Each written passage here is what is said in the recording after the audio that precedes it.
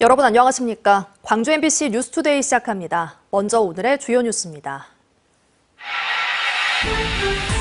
광주 지역 초등학교의 학생 수 양극화가 심각해지고 있습니다. 입학생이 1명인 학교가 있는가 하면 전교생 수가 4년 동안 4배나 증가한 곳도 있어 교육당국의 고민이 깊어지고 있습니다. 3.1절 연휴 동안 내린 비로 대부분 지역의 건조특보는 해제됐습니다. 하지만 겨울 가뭄이 극심했던 데다 추가적인 비 소식도 없어 산불 우려는 여전히 높습니다. 옛 전남 일신방직 공장터에 들어설 더현대 광주가 건축 허가를 신청했습니다. 관련 절차가 순조롭게 진행되면 더현대 광주는 오는 7월에 착공해 2027년에 문을 열 전망입니다. 광주시가 내일 국토교통부를 방문해 국제선 취항 요구를 담은 건의문을 전달하는 등 광주공항의 국제선 임시 취항에 본격적으로 나서기로 했습니다. 오늘부터 새 학기가 시작되고 입학식도 열립니다. 올해 광주 지역의 초등학교에서는 신입생이 1명인 곳이 있는가 하면 전교생 수가 4년 전보다 4배나 증가한 학교도 있는데요. 학생 수 차이가 극단적으로 벌어지자 교육당국의 고민도 깊어지고 있습니다. 천홍희 기자가 취재했습니다. 입학식 현수막이 내걸린 광주 중앙초등학교. 올해 신입생 수는 1명입니다. 광주 도심에 있어 한때는 학생 수가 수천 명이 넘었지만 주변 인구가 줄면서 전교생 수도 23명으로 줄었습니다. 기존 학구에 사는 학부모들조차도 너무 숫자가 적으니까 우리 애는 안 보내고 싶다. 그에 반해 광주 효동초등학교는 주택단지였던 주변이 재개발되면서 학생 수가 폭증했습니다. 지난 2021년 광주 효동초 전체 학생 수는 290여 명이었는데 올해는 1,100여 명으로 4년 만에 4배 가까이 늘었습니다. 학교 측은 학교 일부를 넓혀 학급을 추가로 마련했지만 이마저도 부족해 오는 새학기부터는 모듈러 교실까지 도입했습니다. 학교에서 설치한 임시교실인 모듈러 교실입니다. 올해도 전년보다 학생이 늘어나면서 학교 측은 6학급 120명의 학생이 사용할 수 있는 공간을 마련했습니다. 이처럼 재개발의 영향으로 초등학교 학생 수가 극단적으로 차이가 나면서 학생과 학부모들의 불편도 나타나고 있습니다. 학생 수가 적은 학교는 하다못해 축구 같은 단체 활동조차 하기 어렵고 학생 수가 많으면 많은 대로 모든 것에서 경쟁이 심하다는 겁니다. 오후 방과 후 수업 같은 게 아무래도 인원이 정해져 있다 보니까 빠른 시간 내에 마감이 돼서 오랫동안 이제 수업을 들을 수는 없거든요. 광주시 교육청의 고민도 깊어지고 있습니다. 교육 수요가 있는 만큼 학교를 통폐합하기도 어려운 데다 전체 학생 수가 줄어드는 상황에서 학교를 새로 지을 수도 없다는 겁니다. 인구가 없다 그래서 학교를 없애버리고 인구가 많다 그래서 그 학교에다가 거기에다가 새 학교를 지어버리고 이러기는 쉽지 않다는 거죠. 광주 재개발 재건축 예정 부지는 19곳. 대규모 개발이 이어지는 만큼 한동안 학교 쏠림 현상은 계속될 것으로 보입니다. MBC 뉴스 천홍희입니다. 탄핵과 조기 대선이 가시화하면서 민주당 친명계가 광주에서 세결집에 나섰습니다. 친명계 성향의 광주인 포럼은 어제 김대중 컨벤션 센터에서 출범식을 열고 3.3 광주 선언을 통해 광주 시민이 모여 흔들리고 있는 민주주의와 헌법 가치를 바로 세우자고 다짐했습니다. 광주인 포럼의 상임대표로는 강정채 전 전남대 총장 등 5명이 추대됐고 강기정 광주시장 등 단체장들이 지도위원으로 참여하고 있습니다. 담양군수를 비롯해 전남 지역 4곳의 재보궐선거가 다음 달 2일에 치러집니다. 중앙선거관리위원회가 다음 달 2일 실시되는 재보궐선거 지역 23곳을 확정한 가운데 전남 지역에서는 담양군수와 담양, 고흥, 광양 등 3곳에서 기초의원 선거가 실시됩니다. 후보자 등록 기간은 오는 13일부터 이틀간 진행되고 선거운동은 20일부터 가능합니다. 또 사전투표는 28일과 29일 이틀 동안 실시됩니다. 오늘 눈비가 이어지는 데다 찬바람까지 강하게 불면서 날이 춥겠습니다. 따뜻한 옷차림으로 나오셔야겠습니다. 현재 레이더 영상 보시면 광주와 전남 곳곳에서 빗줄기가 이어지고 있습니다. 오늘 늦은 오후까지 광주와 전남에 5에서 30mm가량의 비가 더 내리겠고요. 전남 동부 내륙 지역을 중심으로는 1cm 안팎의 눈이 내릴 가능성도 있습니다. 눈비와 함께 어제부터 찬바람이 매우 강하게 불고 있습니다. 남해안 지역을 중심으로는 강풍주의보가 발효 중인 가운데 시속 70km에 달하는 매우 거센 바람이 이어지고 있고요. 그 밖에 광주와 전남 지역에서도 시속 55km에 달하는 찬바람이 불면서 날은 더 춥게 느껴지고 있습니다. 기온 자체도 어제보다 내림세를 보이겠습니다. 광주의 출근길 기온 3도로 시작했고요. 한낮 기온 7도로 아침 기온과 낮 기온 모두 어제보다 2, 3도가량 낮겠습니다. 전남 대부분 지역에서 비가 내리고 있습니다. 강진의 낮 기온 8도, 완도의 낮 기온 7도 안팎 보이겠고요. 순천의 낮 기온 7도로 어제보다 추운 날씨가 예상됩니다. 먼바다를 중심으로는 풍랑 경보가 발효 중인 가운데 바다의 물결 매우 높게 일겠습니다. 최고 4m에서 5.5m로 예상됩니다. 내일부터는 구름만 많은 날씨가 예상되고요. 기온은 오늘보다 오름세를 보이겠습니다. 날씨 정보였습니다. 3일절 연휴 기간 동안 내린 비로 대부분 지역에서 건조특보가 해제됐는데요. 올겨울 강수량이 워낙 적은 데다 추가적인 비 소식도 없어 산불 우려를 완전히 떨쳐내긴 어려운 상황입니다. 보도에 최황지 기자입니다. 우산을 쓴 등산객들이 조심조심 산길을 따라 걷습니다. 봄비를 반가운 마음으로 마중 나온 시민들. 저수지에 오면 이 봄비에 새싹이 막 나와 있을 것 같은 생각이 들어서 왔어요. 하지만 세찬 바람이 불며 날씨가 돌변하자 등산객들은 서둘러 발길을 돌립니다. 아침에 일찍 그때는 비가 안 와서 나왔는데 나오니까 조금 비가 오네요. 바람 안 부는 곳은 좀 괜찮았는데 여기 수원지 물 보이는 데는 바람이 불어서 조금 춥더라고요. 3일절 연휴 동안 남해상을 지나는 저기압의 영향으로 전남에는 많은 비가 내렸습니다.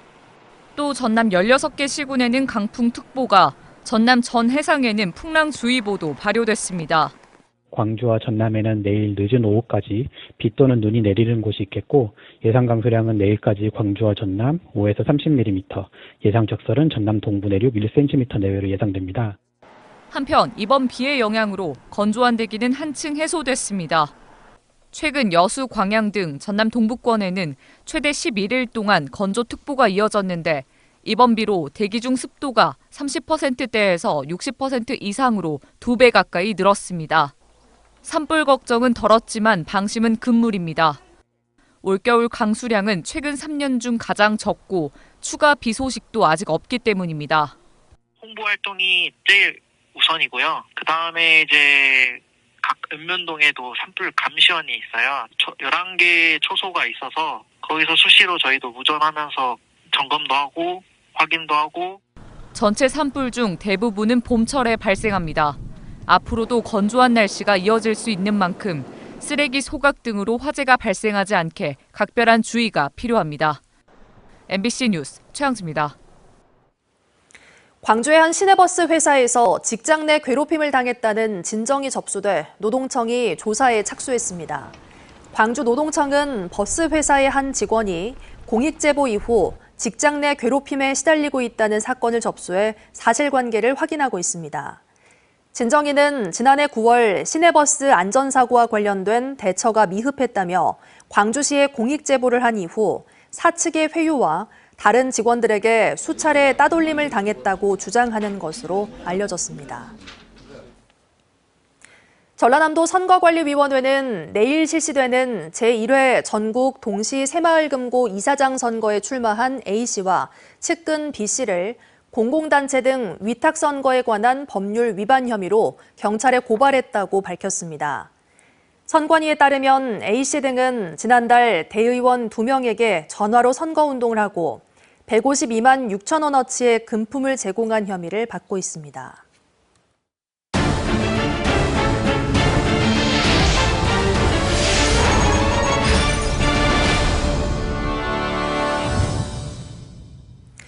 국내 최초의 부유식 해상풍력단지가 신안 앞바다에서 본격 추진됩니다. 기존 고정식과는 달리 터빈이 바다 위에 떠 있는 방식인데요. 해양 환경에 미치는 영향도 주민 반발도 적다는 장점이 있지만 해결해야 할 과제도 많습니다. 문현철 기자가 보도합니다. 신안군 흑산도, 가고도, 홍도 인근 해역, 국내에서 가장 뛰어난 해상 풍력 자원을 보유한 지역입니다. 덴마크 기업 CIP는 이곳에서 4개 단지, 오는 2027년 상업운전을 목표로 2기가와트 규모의 발전 허가를 받았습니다. 이 해역에는 부유식 해상 풍력 발전 단지가 10기가와트까지 늘어날 예정입니다. 부유식 해상 풍력은 기존 고정식과와 달리 터빈이 바다 위에 떠 있는 방식입니다. 해저에 직접 기초를 세우지 않아 수심이 깊은 해역에서도 설치가 가능합니다.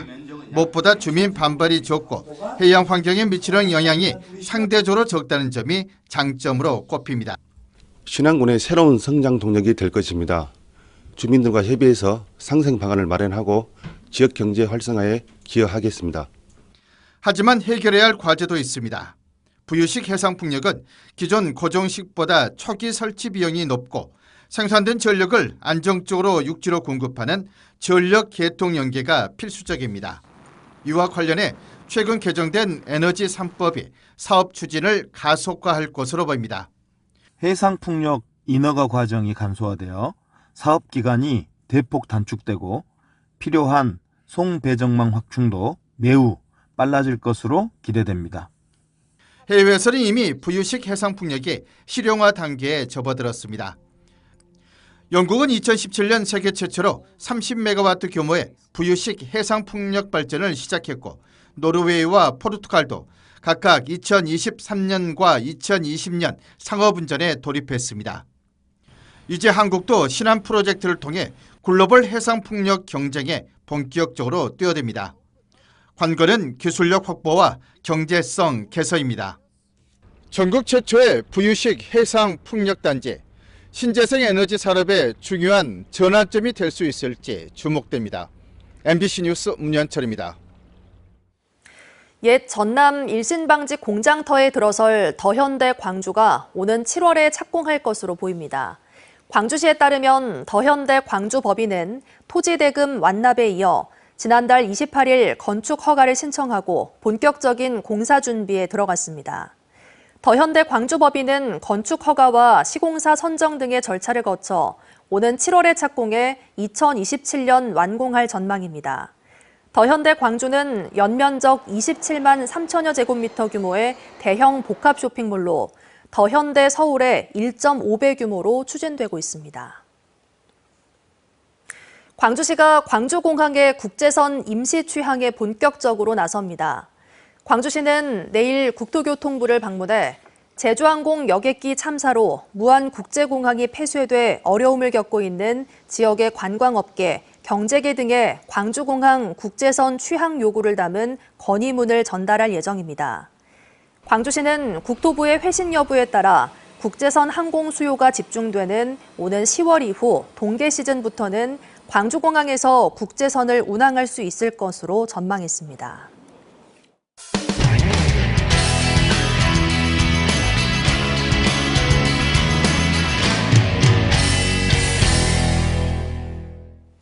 수백만 년 동안 외형의 변화를 겪지 않아 살아있는 화석이라 불리는 산양은 천연기념물이자 멸종위기 야생생물 1급으로 지정돼 있는데요. 우리나라 최대 산양 밀집 지역인 경북 울진에 아프리카 돼지 열병을 옮기는 멧돼지를 차단하기 위해 설치된 철제 울타리가 산양을 위협하고 있습니다. 포항문화방송 김기영 기자가 취재했습니다. 야윈 산양이 철제 울타리에 막혀 마른 나뭇잎만 뜯어먹습니다. 또 다른 카메라에 잡힌 산양도 우두커니 서 있다 산으로 되돌아갑니다. 울타리 밖 도로만 건너면 부령 계곡, 물을 마시러 내려온 걸로 짐작됩니다. 울타리 총 길이는 25km. 환경부가 지난 2021년 아프리카 돼지열병을 전파하는 멧돼지를 차단하기 위해 설치했습니다. 울타리에 갇혀 죽은 산양도 목격됐습니다. 못 올라가고 거기서 왔다 갔다 하더라고. 상건 내리고 내리는데요. 근데 결국은 그 뒤에 며칠 전에 작년에 폭설이 왔는데 그 산양이 죽었더라고. 조그마한 산양이. 그래서 이제 좋은 점도 있지만 폐단도 있더라고요. ASF는 휴전선을 뚫고 강원도를 지나 울진 남쪽 영덕에서도 발생해 울타리의 한계는 확인됐습니다. 지금 여기 보시는 울타리는 가장 남쪽에 위치해 있는 5차 광역 울타리인데요. 사실 이 아래 영덕까지 돼지열병 바이러스가 퍼져 있는 상태이기 때문에 이 울타리는 지금은 효용성을 잃었다고 보고 있습니다. 울진을 동서로 관통하는 국도 2개 노선 또한 이미 좁혀진 산양 서식지를 이중으로 단절시켰습니다. 36번 구국도 신국도에 의해서 서식지가 파편화되고 있는 상황에서 ASF 펜스까지 더해지면서 지금 서식 문제가 심각해지고 있는 상황이기 때문에 AS 펜스를 철거하는 것이 시급한 상황입니다. 산양에게는 먹이가 부족한 3, 4월이 보릿고개, 지난 2022년 역대 최장 울진 산불과 지난해 폭설은 산양에게 재앙이었습니다.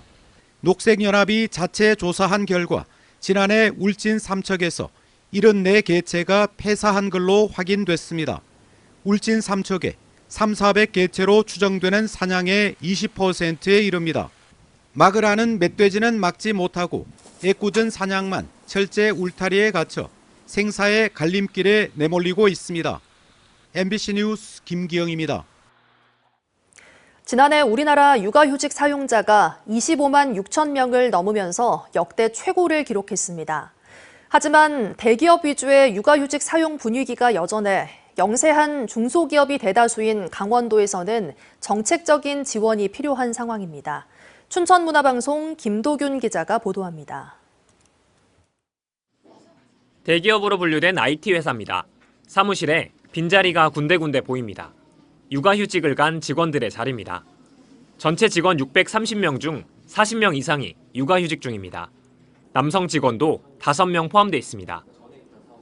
남자가 해도 괜찮아? 약간 이렇게 우려스럽게 묻는다거나 이런 것들이 없고 이 제도가 너의 권리인 것을 당연히 인정해주는 그런 문화들이 좀 조성이 되어 있는 것 같고 육아휴직을 하는 게 자연스러운 분위기입니다.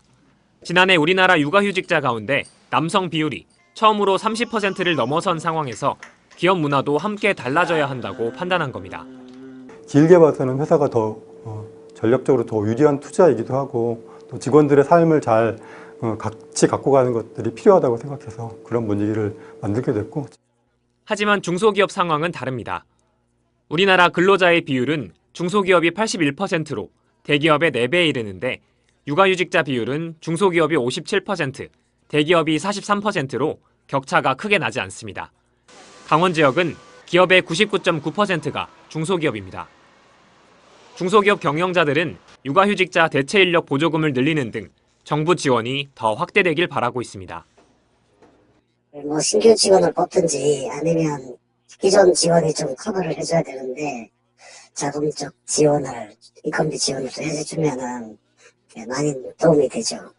수도권과 비수도권의 인력을 구하는 난이도가 다를 수밖에 없거든요. 그래서 그 비수도권 지역에는 조금 더 인센티브를 준다든지 하는 단기적인 방향이 있을 것 같고. 근로자의 상당수가 근무하는 중소기업에서도 육아휴직을 수월하게 하는 분위기가 정착되도록 정책적 고민이 필요한 시점입니다. MBC 뉴스 김도균입니다. FLNG, 부유식 액화 천연가스 생산 설비는 고도의 기술력이 집약된 데다 부가가치도 높은 해양 플랜트인데요. 삼성중공업이 연안 작업용 FLNG를 세계 최초로 만들어 진수했습니다. MBC 경남 김태석 기자가 취재했습니다. 초대형 FLNG, 즉 부유식 액화 천연가스 생산 설비가 바다 위에 떠 있습니다. 선체 길이 281m, 폭 64m, 깊이 32m로 축구장 면적의 2.5배 크기며 진수 중량만 약 5만 톤에 달합니다. 수심이 깊은 심해가 아니라 수심이 얕은 연안에 설치하는 FLNG는 세계 최초입니다.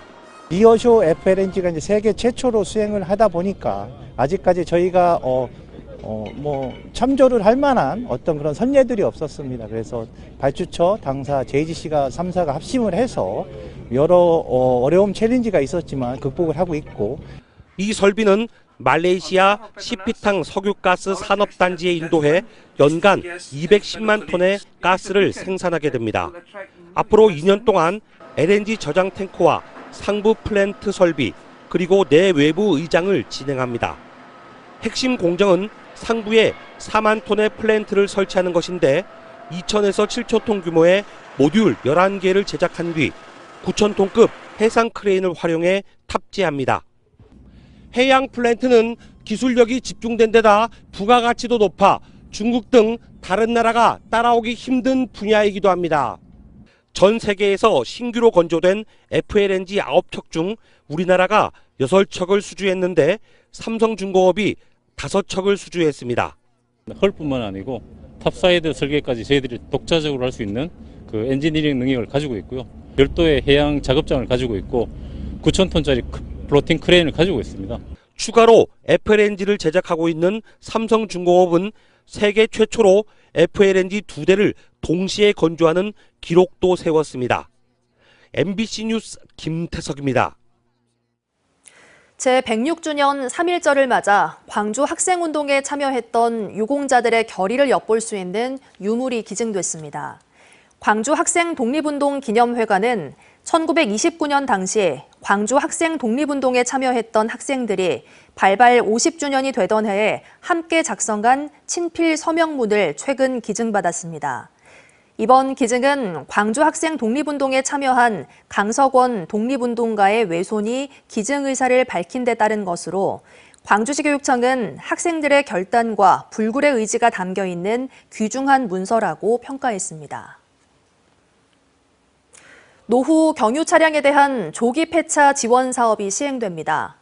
광주시는 올해 총 사업비 87억 원을 투입해 경유차와 건설기계 등 노후 차량 2,760대의 폐차를 지원합니다. 광주시는 공해차 퇴출 가속화를 위해 올해부터 배출가스 5등급의 휘발유와 가스차도 조기 폐차 보조금 지원 대상으로 적용된다고 밝혔습니다. 박물관법 개정으로 국립현대미술관 광주 유치가 탄력을 받게 됐습니다. 광주시에 따르면 개정된 박물관법에 지방박물관, 미술관을 균형 있게 권역별로 설립될 수 있도록 해야 한다는 조항이 신설됨에 따라 국립현대미술관 광주 유치 가능성이 높아졌습니다. 광주시는 호남권에 단 한 곳도 없는 국립현대미술관 유치를 위해 지난 2023년부터 민관정 협의체를 구성해 부지 확보 준비와 기본 구상을 수립해오고 있습니다. 전라남도가 지반이 약해지는 해빙기의 안전사고에 대비해 오는 21일까지 농업 생산 기반 시설과 공사 현장에 대한 합동 안전점검을 실시합니다. 점검 대상지는 태풍과 호우의 피해 복구 현장과 총 사업비 100억 원 이상의 공사장 등으로 시설물의 균열과 침하, 전기기계 시설 작동 상태와 안전대책 이행 여부 등을 집중 점검할 방침입니다. 전라남도가 올해 임업과 산림의 공익 직접 지불금의 온라인 접수를 지난해보다 한 달 앞당긴 3월부터 진행합니다. 임업 직불금을 받기 위해서는 임산물 생산업과 육림업의 기준에 따른 평가와 함께 종합소득금액 3,700만 원 미만 등 의무사항 요건을 충족해야 합니다. 전라남도는 올해 도내 임업인 4,200명에게 100억 원의 임업 직불금을 지급할 예정입니다. 오늘 눈비가 이어지는 데다 찬바람까지 강하게 불면서 날이 춥겠습니다. 따뜻한 옷차림으로 나오셔야겠습니다. 현재 레이더 영상 보시면 광주와 전남 곳곳에서 빗줄기가 이어지고 있습니다. 오늘 늦은 오후까지 광주와 전남에 5에서 30mm가량의 비가 더 내리겠고요. 전남 동부 내륙 지역을 중심으로는 1cm 안팎의 눈이 내릴 가능성도 있습니다. 눈비와 함께 어제부터 찬바람이 매우 강하게 불고 있습니다. 남해안 지역을 중심으로는 강풍주의보가 발효 중인 가운데 시속 70km에 달하는 매우 거센 바람이 이어지고 있고요. 그 밖에 광주와 전남 지역에서도 시속 55km에 달하는 찬바람이 불면서 날은 더 춥게 느껴지고 있습니다. 기온 자체도 어제보다 내림세를 보이겠습니다. 광주의 출근길 기온 3도로 시작했고요. 한낮 기온 7도로 아침 기온과 낮 기온 모두 어제보다 2, 3도가량 낮겠습니다. 전남 대부분 지역에서 비가 내리고 있습니다. 강진의 낮 기온 8도, 완도의 낮 기온 7도 안팎 보이겠고요. 순천의 낮 기온 7도로 어제보다 추운 날씨가 예상됩니다. 먼바다를 중심으로는 풍랑경보가 발효 중인 가운데 바다의 물결 매우 높게 일겠습니다. 최고 4m에서 5.5m로 예상됩니다. 내일부터는 구름만 많은 날씨가 예상되고요. 기온은 오늘보다 오름세를 보이겠습니다. 날씨 정보였습니다. 이상으로 뉴스 마칩니다. 함께해 주신 여러분 고맙습니다. 언제 어디서나 내 손 안의 뉴스. 광주 MBC 뉴스 유튜브 구독으로 함께하세요.